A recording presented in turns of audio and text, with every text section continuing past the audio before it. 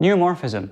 Is it just another design trend, or is it the perfect hybrid between the tacky skeuomorphism of Apple's early iPhone UI and the clean minimalism of the more recent flat design trend?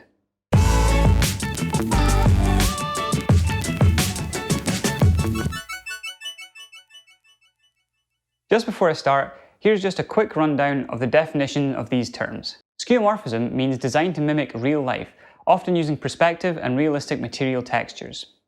Flat design uses minimal and clean 2D design, using solid colors and flat illustrations in place of those realistic graphics.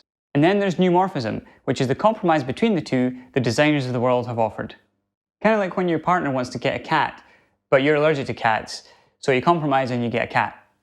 So I'll start off with the often tacky skeuomorphism. Apple were often able to use it tastefully, but as a designer, obviously I much prefer a clean and minimal approach. However, Apple were solving a very important problem.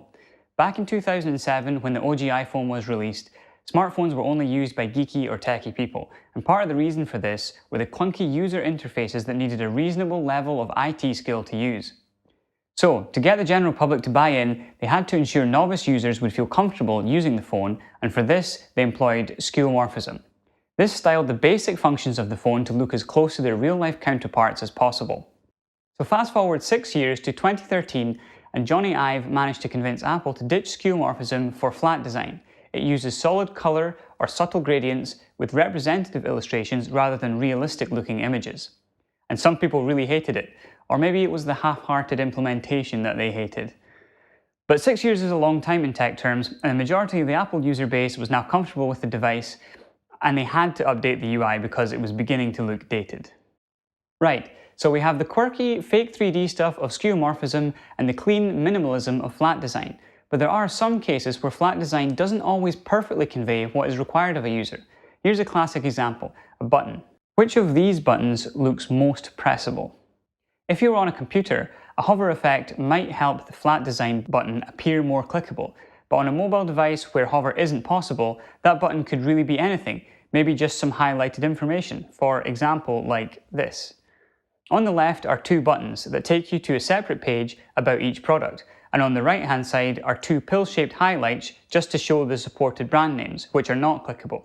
The only difference between these two is the amount of white space, or green space, around the text. Flat design asks the user to make the distinction on what a button is, and that might be easy for a designer, but maybe not so easy for your average user. Now, obviously there are ways you can design around this, but let's run with this example.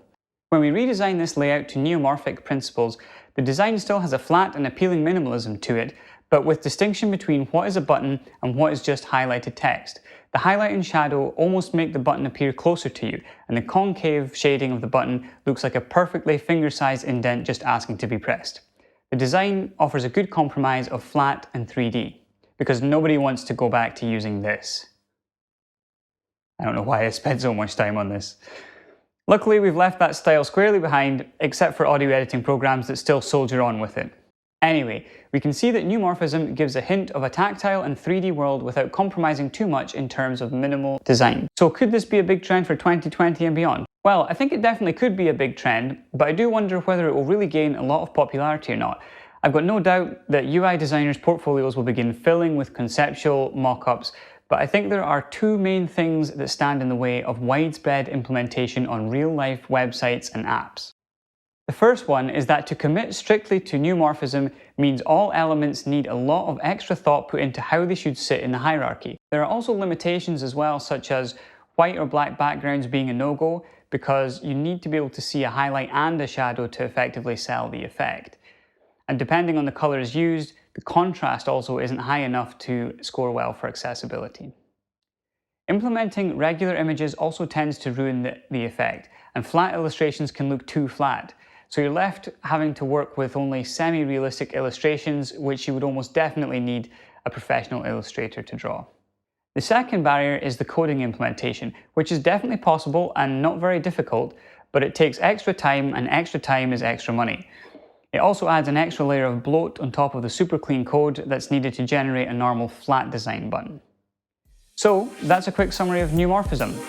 I'll leave with you a great example here, and what do you guys think? Will this be the next big thing? Will Apple or Google jump on this for iOS or Android? Let me know what you think in the comments. So here's a little extra random observation for those who've watched the whole video. I mentioned earlier that lots of audio software still uses skeuomorphism, like this and like this.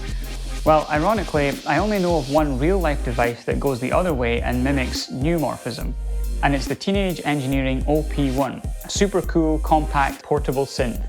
And the craziest thing is it was released in 2011, which means it predates all those dribbble posts by years. But is Neumorphism really new?